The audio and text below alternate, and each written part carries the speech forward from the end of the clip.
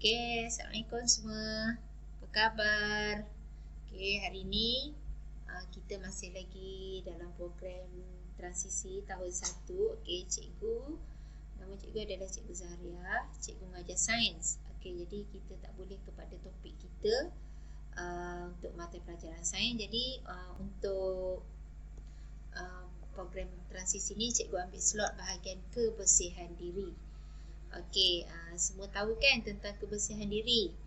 Jadi kalau kebersihan diri ni, bahagian mana yang kamu perlu jaga? Okey, kita tengok. Okey, next. Okey, datang sekolah kena kemas kan? Okey, kita tengok.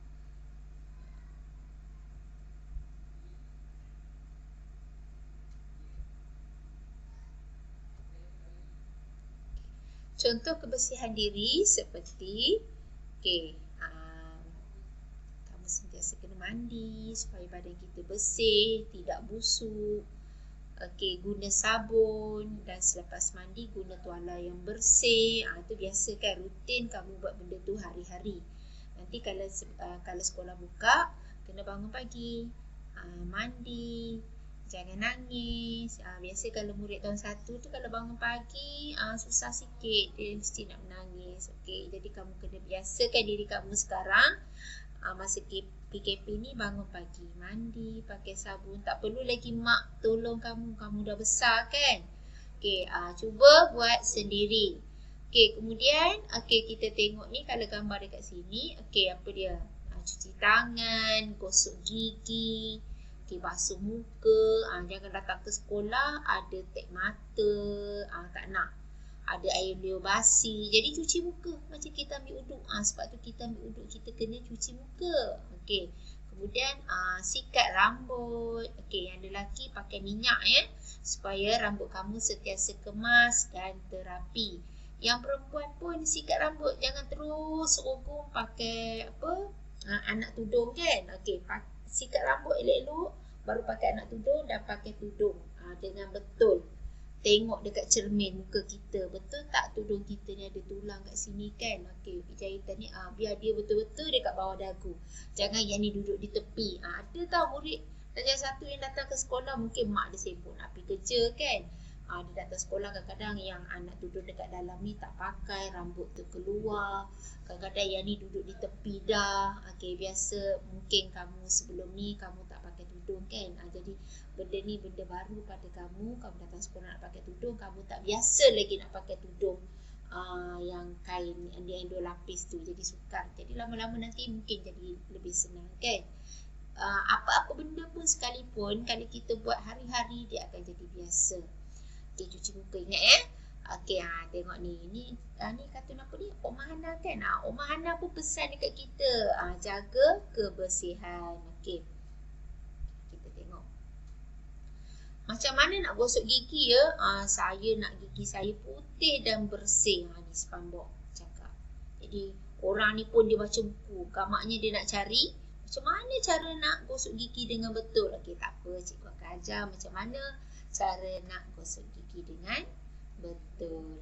Okey, jadi kamu gosok gigi, kamu mesti guna berus gigi dan ubat gigi, betul kan? Okey, jadi dah boleh guna ubat gigi, tak payahlah pakai kodong Melaya, takut pedas lah apa, tak payah kan, sebab kamu dah besar, kamu boleh guna ubat gigi dewasa. Okey, jadi saiz ubat gigi yang kamu letak pada berus gigi kamu tu banyak sikit. Kalau masa kamu kecil dulu, umur 6 tahun, 5 tahun, mungkin kamu mak kamu letak sikit je sebesar butir beras kan. Okey, yang ni kalau dah dewasa, dah masuk darjah 1 ni kena besar sikit. Okey, supaya apa? Dalam ubat gigi tu ada fluorida. Fluorida tu boleh membunuh kuman. Okey, kita tengok langkah pertama, kita gosok di bahagian atas gigi kacip. Gigi kita ada gigi kacip. Okey, kita tutup mulut kita gosok dari atas ke bawah. Kemudian di bahagian langkah yang kedua, di bahagian dalam, gosok, pastikan kena berus gigi tu di bahagian dalam. Dalam tu adalah gigi geraham. Jadi kamu kena pastikan gigi geraham kamu tu kena kuih sikit dari bawah naik ke atas, di bahagian dalam, di bahagian luar. Dan step yang ketiga, ini kamu korek supaya sisa-sisa makanan yang terlekat di celah-celah gigi akan keluar. Buat macam tu berulang kali di bahagian atas gigi dan di bahagian bawah gigi. Biasa kalau hari persekolahan ada nurse yang datang, dia akan tunjuk cara yang betul dengan dibantu oleh doktor muda sekolah kita. Tapi oleh kerana PKP, cikgu cerita macam ni je. Dan cikgu percaya kamu dekat rumah hari-hari gosok gigi. Cuba amalkan selepas makan, kamu ke sinki dan berkumur. Berkumur tu penting sebab kita tak selalu gosok gigi. Tapi kita amalkan dulu berkumur. Selepas makan kita berkumur macam nak ambil uduk tu kan, masuk air dalam mulut, kemudian keluarkan buat 2-3 kali. Supaya apa? Supaya sisa-sisa makanan yang terlekat dalam mulut kita di celah-celah gigi akan keluar. Bahaya tau kalau sisa makanan tu kalau kita tinggal dekat celah-celah gigi, kesannya menyebabkan bakteria datang. Bila bakteria datang, apa bakteria buat? Bakteria tu dia nak makan makanan yang melekat pada gigi kita. Bila makanan tu habis, apa dia buat? Dia makan pula gigi kita, sebab itulah gigi kita akan berulat dan busuk. Pernah tengok tak ulat gigi? Tengok makanan busuk ada ulat kan? Gigi kita pun ada ulat. Ulat gigi kita warna hitam. Jadi kita tak nampak sebab kita tak pernah tengok. Berkumur ni penting. Cikgu tak suka tengok lepas makan kamu ada cili lah dekat mulut kamu, ada lagi sisa makanan. Ada setengah orang tu kalau dia minum-minum, melekat lagi taruh Milo dekat sini kan. Basuh mulut kamu.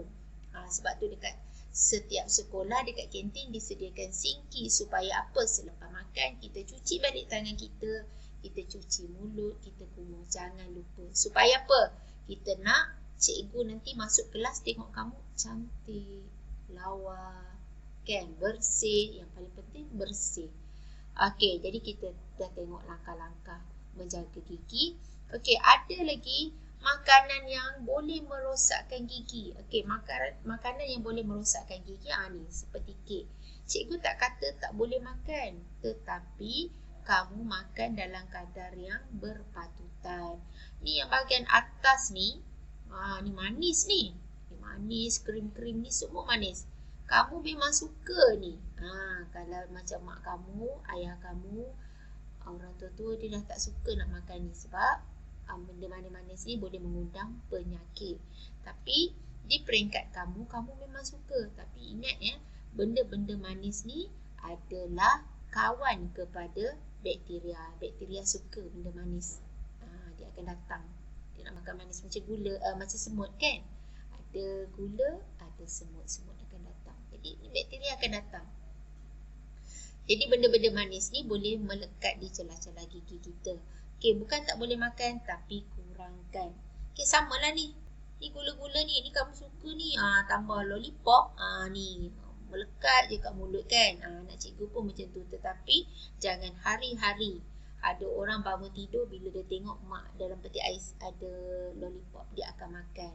Samalah gula-gula yang lain semua ni kan. Sebab benda-benda ni, makanan-makanan ni makanan yang banyak kandungan gula dan boleh menyebabkan kerosakan gigi, seterusnya penyakit.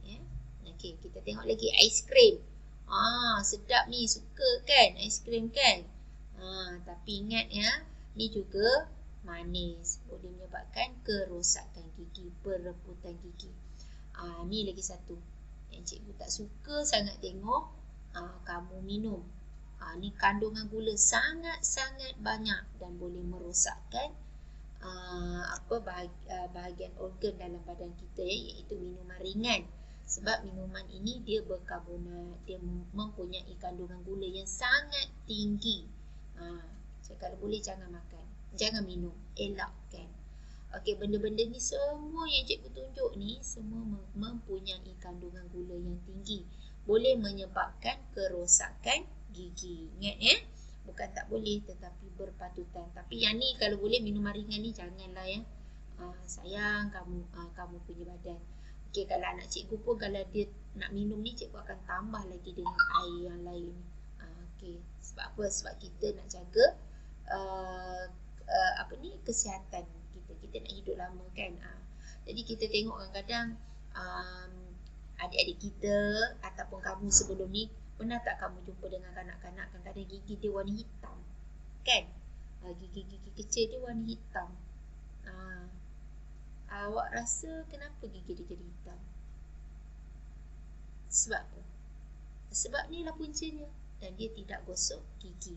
Yang hitam tu sebenarnya ada bakteria dan ulat telah menyerang giginya. Dan lama kelamaan giginya bukan patah tetapi reput sendiri. Okey, bahaya ya. Jaga sayang gigi kita. Okey, cikgu alhamdulillah lah anak-anak cikgu semua tak pernah jadi lagi gigi hitam tu. Sebab cikgu memang kontrol semua ni. Okey, seterusnya kita tengok. Okey. Tadi kebersihan diri kan, masih lagi di bawah tajuk kebersihan diri. Macam mana kita nak jaga kebersihan tangan? Okey, sekarang ni tengah musim COVID-19 ni, kebersihan tangan sentiasa diulang-ulang dalam TV, media masa, peringatan dari guru-guru. Sebab apa? Sebab tangan ni lah yang memegang segala benda-benda yang kotor. Tangan ni lah yang juga akan memegang makanan, dan tangan ni lah yang akan suap makanan ke mulut kita. Dan tangan ni juga kadang-kadang kita pegang hidung. Jadi sekarang ni tengah virus COVID-19 ni, okey, dia kata tangan ni kadang-kadang walaupun tak pegang makanan, tapi bila tersentuh dekat hidung dia, virus tu terus masuk ke tekak kita.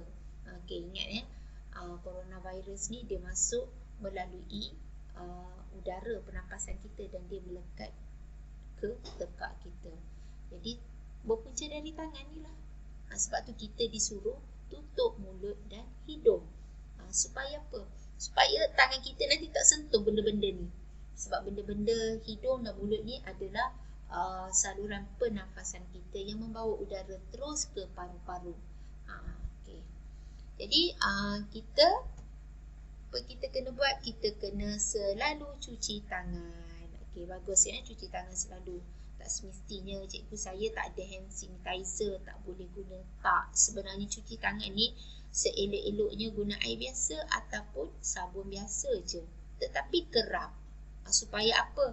Okey, virus ni kalau kita ikut, kalau kamu belajar sains darjah 6, virus ni adalah mikroorganisma yang sangat halus dan sangat kecil. Jadi dia sangat berbahaya. Tapi kita boleh musnahkan dia dengan air sahaja sebenarnya. Okey, di peringkat permulaan. Okey, jadi step pertama cara mencuci tangan. Okey, kita tengok macam mana. Okey, ada 7 langkah sini. Okey, ikut mula-mula dicuci macam ni. Okey, boleh cuba semua. Okey, action tangan kamu buat. Okey, gosok. Kemudian di belakang jari kamu. Okey, kemudian masuk macam ni supaya apa? Celah-celah tangan ni. Okey, virus tadi keluar, sisa-sisa makanan keluar. Kemudian kita buat macam ni. Korek lagi. Kemudian ni ibu jari. Pusing lagi. Buat kiri dan kanan. Kemudian ni cikgu suka ni, murid-murid suka buat ni. Pusing atas tapak tangan. Supaya apa? Supaya tangan kita ni ada urat-urat ni. Kadang-kadang kita cuci macam ni tak kena. Jadi kita golek supaya apa? Virus-virus yang terlekat-lekat celah-celah urat-urat tangan kita ni semuanya akan tertanggal keluar. Begitu juga dengan bakteria Okey, dan last sekali di pergelangan tangan. Biasanya kita cuci tangan kat sini je. Kita terlupa nak buat di kawasan pergelangan tangan ni. Selalu letak jam, gelang kan. Okey, sekarang ni kita basuh, cuci. Okey, itu 7 langkah mencuci tangan. Okey, boleh amalkan, boleh cuba buat selepas ni. Sebab apa? Kita sekarang ni tengah nak berperang dengan ni coronavirus. Ni kita takut ni. Nampak je muka tak lawa ni, tapi jahat. Kan? Okey, bila semua dah kemas semua, okey, Kuku juga tadi kan, cikgu dah tunjuk gambar kuku. Kuku juga pastikan kuku kamu kalau panjang, kamu potong sendiri. Ambil pengetik ni, ketik sendiri. Kalau tak pandai, suruhlah ibu.